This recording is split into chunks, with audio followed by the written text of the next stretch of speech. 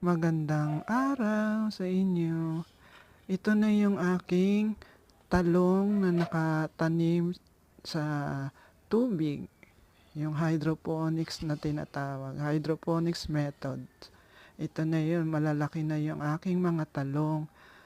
Sinama ko yan, in-experiment ko lang yan kung ito ay mabubuhay. Pati na rin yung aking mga pechay. Ayan, kasi kinakain ng mga ibon, kaya nilagyan ko ng net. Pati na yung alugbati ko, nabuhay na siya, malago na.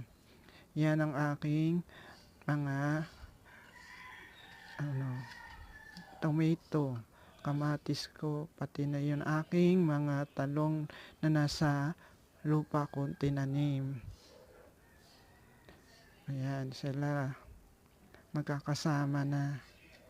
Pati na yung aking mga kamatis na tinanim ko sa tubig. Ang mga alugbati lamang, ayan, sa lupa ko lang nilagay lahat. Bye!